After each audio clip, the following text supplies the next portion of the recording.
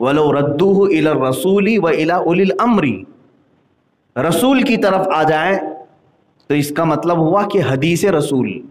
ابھی اگر حضور صلی اللہ تعالیٰ علیہ وسلم بظاہر آپ کے سامنے نہیں ہے تو اگر میں آپ کو کہوں حضور کے پاس چلے جاؤ تو کہاں جانا ہوگا آپ کو؟ حضور کی احادیث کی طرف.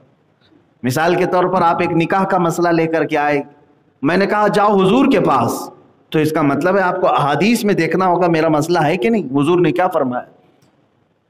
اب دوسرے نمبر پر اسی آیت میں اللہ تعالیٰ فرماتا ہے وَإِلَىٰ أُولِي الْأَمْرِ مِنْهُمْ، اور تم میں جو اولو الامر ہیں ان کی طرف رجوع کرو. یہ اولو الامر کون ہے؟ حضور صلی اللہ تعالیٰ علیہ وسلم کے بعد جن کی طرف رجوع کرنے کا اللہ نے حکم فرمایا، اس کی مختلف توجیحات بیان کی گئیں. صحابہ اکرام جو اس زمانے میں تھے، ان میں جو علم والے، زیادہ علم والے صحابہ تھے، اللہ نے چھوٹی عمر کے صحابہ ان کو حکم دیا کہ تم بڑے صحابہ کے پاس جاؤ جن کے پاس علم زیادہ ہے، ان سے رجوع کرو. صحابہ کا زمانہ ختم ہونے کے بعد تابعین کا زمانہ آیا، پھر ان کے بعد مجتہدین کا زمانہ آیا، امام اعظم ابو حنیفہ، امام شافعی، امام مالک، امام احمد بن حنبل اور بھی دیگر. تو عوام الناس کو حکم یہ دیا گیا کہ تم میں جو بڑے عالم دین ہیں ان کی طرف رجوع کرو، اپنے مسائل کے لیے ان کی طرف جاؤ. یہ قرآن کا حکم ہے، اور یہی رسم آج تک ہمارے درمیان چلی ہے کہ جب بھی کوئی مسئلہ ہمیں درپیش ہوتا ہے تو ہم دارالافتاء جاتے ہیں اور مفتی اسلام سے فتویٰ پوچھتے ہیں. یہ لوگوں کا، ہمارا کمیونٹی کا بنایا ہوا مسئلہ نہیں ہے، یہ قرآن کا مسئلہ ہے. قرآن نے مسلمانوں کو یہ حکم دیا کہ تم اہل علم سے رجوع کرو.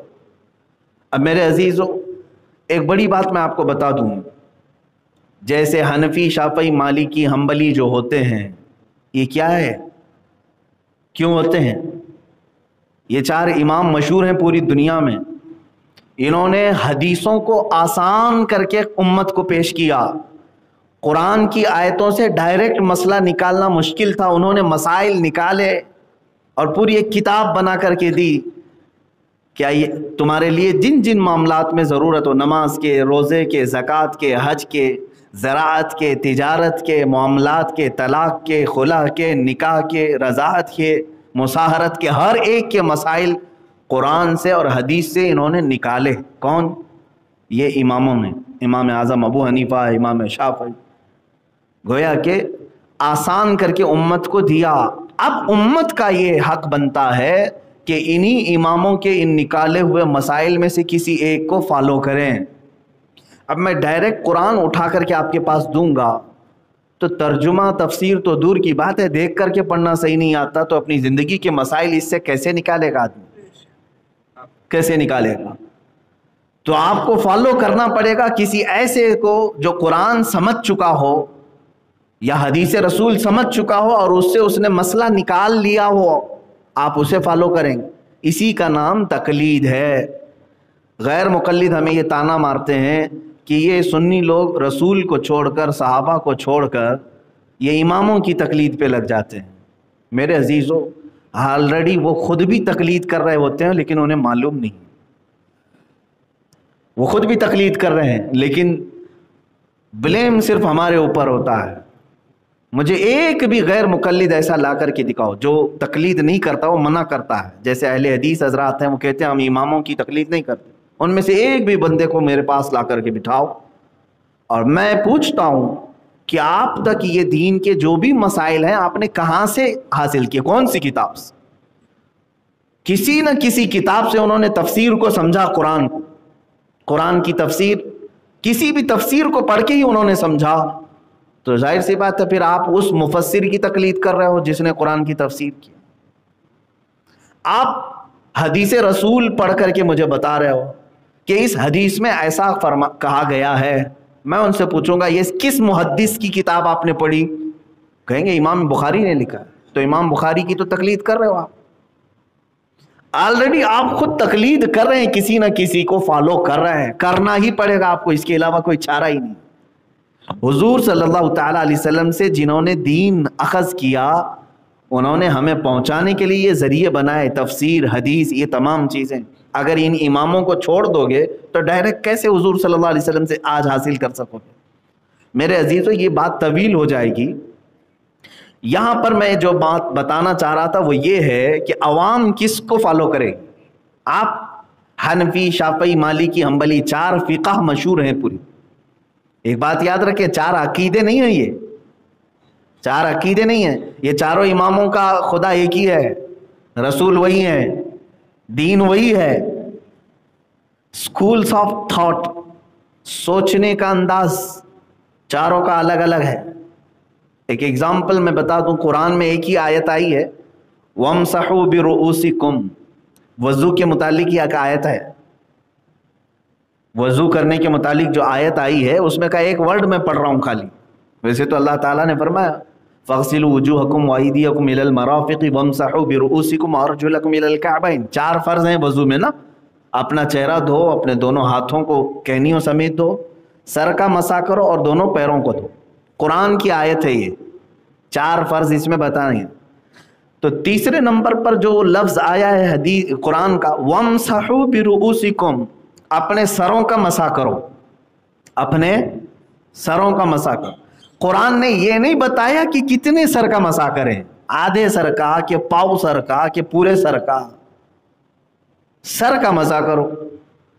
اب آپ کو جب حکم دے دیا جائے، مثال کے طور پر میں اپنے کسی اسٹوڈنٹ کو کہوں پانی لے آؤ، تو وہ پانی لے کر کے آئے گا. جیسے 4 شاگرد تھے، 4 اسٹوڈنٹ تھے، میں نے 4 سے کہا پانی لے آؤ. اس میں سے ایک اسٹوڈنٹ جو ہمارا تھا، ایک شاگرد، وہ گلاس میں لے آیا، دوسرا لوٹے میں لے آیا، تیسرا بالٹی میں لے کے آیا، چوتھا برتن میں لے کے آیا. کیا انہوں نے نافرمانی کی؟ میری نافرمانی تو نہیں کی. وہ چاروں آئیں گے اور کہیں گے آپ نے صرف کہا تھا پانی لاؤ، یہ نہیں بتایا کہ کس میں لاؤ. پانی لانے میں سارے لوگوں نے ہمارے بات کو پورا کیا، گلاس والا بھی، لوٹے والا بھی، بالٹی والا بھی، برتن والا بھی لائے تو ہیں پانی. حکم پر عمل کر لیا. قرآن نے کہا سروں کا مسح کرو، لیکن یہ نہیں بتایا کتنے سر کا مسح کریں. تو امام شافعی رحمۃ اللہ تعالی علیہ نے اپنے ذہن سے یہ مسئلہ نکالا کہ سر جو ہے یہاں سے لے کر گردن تک، ادھر سے لے کے ادھر تک، اس میں سے 3 بال کو بھی اگر چھو لیا تو سر پر عمل ہو گیا. تو امام شافعی نے کہا اگر کسی نے اتنا سا ٹچ بھی کر دیا مسح میں تو اس کا مسح ہو گیا، قرآن پر عمل ہو گیا. اللہ نے فرمایا سر کا مسح کرو، ٹچ بھی کر. تو شافعی مذہب میں وضو کرنے کے وقت اگر کسی نے تھوڑا سا ٹچ کر دیا اتنا مسح میں تو اس کا مسح مکمل ہو گیا، کمپلیٹ. امام مالک نے کیا سوچا؟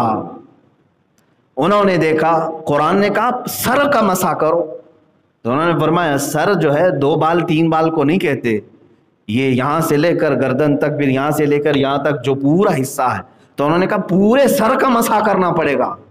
تو انہوں نے اپنی فقہ میں فرض کر دیا ایک بال بھی چھوٹنے نہ پائے، پورا سر مسح کرو. ان کے پورے سر کا مسح کرنا فرض ہے، اگر ایک بال بھی چھوٹ گیا تو مسح ہی نہیں ہوا ان کی. امام شافعی نے الگ سوچا، امام مالک نے الگ سوچا. امام اعظم ابو حنیفہ رحمۃ اللہ تعالی علیہ ان کے دونوں کے درمیان میں. ظاہر سی بات ہے سوچنے کا مطلب یہ نہیں ہے کہ بیٹھے بیٹھے کچھ بھی اٹکل پچھو مار دیں، ان کے پاس دلیل ہونی چاہیے کیوں سوچا آپ نے اس طرح سے. امام شافعی کے پاس اپنی دلیل ہے، امام مالک کے پاس اپنی دلیل ہے. امام اعظم ابو حنیفہ رحمۃ اللہ تعالی علیہ نے کہا کہ ہم یہ دیکھتے ہیں کہ حضور کیسے کرتے تھے، رسول پاک صلی اللہ علیہ وسلم، کیونکہ قرآن کو وہ زیادہ سمجھ سکتے ہیں. تو رسول کریم صلی اللہ تعالی علیہ وسلم کے متعلق حدیثیں جب پڑھی کہ آپ وضو میں مسح کیسے کرتے تھے تو الگ الگ انداز نہیں ملے. حضور اکرم صلی اللہ تعالی علیہ وسلم کے مسح کرنے کے انداز الگ الگ ملے. کبھی حضور نے پورے سر کا بھی مسح کیا ہے، پورے سر کا مسح کیا ہے. لیکن کچھ حدیثیں ایسی ہیں، حضرت مغیرہ بن شعبہ رضی اللہ تعالیٰ عنہ کی حدیث ہے، کہتے ہیں میں نے حضور صلی اللہ علیہ وسلم کو دیکھا، ایک مرتبہ آپ نے استنجا فرمایا اور ایک کچرے کا ڈھیر تھا اس کے قریب میں وضو کرنا تھا. حضور صلی اللہ تعالیٰ علیہ وسلم کو تشریف لائے، کھلی زمین تھی. حضرت مغیرہ بن شعبہ سے حدیث ہے، کہتے ہیں کہ پانی دیا گیا، حضور نے جیسا وضو تھا پورا کیا. مسح کا جو لفظ آیا ہے تو کہتے ہیں یہ جو پیشانی کی جتنی مقدار ہے پیشانی کی جتنی مقدار ہے اتنی مقدار میں اپنے سر کا مسح کیا. یعنی امامہ شریف پہنے ہوئے تھے تو یہ 4 انگلیاں ہیں, امامہ کو پیچھے کر دیا اس طرح سے, تو 4 انگلیوں کا جو جتنا حصہ آتا ہے یہ پیشانی کی جتنی مقدار ہے اتنی مقدار سر کا مسح کیا. تو امام اعظم ابو حنیفہ نے دیکھا کہ یہ کتنا ہوتا ہے سر کا 1/4 ہے, یہ کیا ہے, یہ پاؤ سر ہے. تو اسی لیے فقہ حنفی میں کہا گیا 1/4 سر کا مسح کرنا فرض ہے, 1/4 سر کا مسح کرنا فرض, کیونکہ حضور سے یہ بھی ثابت ہے. پورے سر کا اگر فرض امام اعظم کہتے کہ پورے سر کا ہے تو پھر حضور سے یہ 1/4 سر بھی ثابت ہے, تو کیا حضور فرض چھوڑیں گے کبھی؟ تو یہ سکولز آف تھاٹ جس کو کہتے ہیں, سوچنے کا انداز, دلیلوں کے انداز الگ الگ اماموں کے ہو گئے. یہ استنباط کرنے کے طریقے ہیں, قرآن سے اور حدیث سے مسئلے نکالنے کے طریقے ہیں.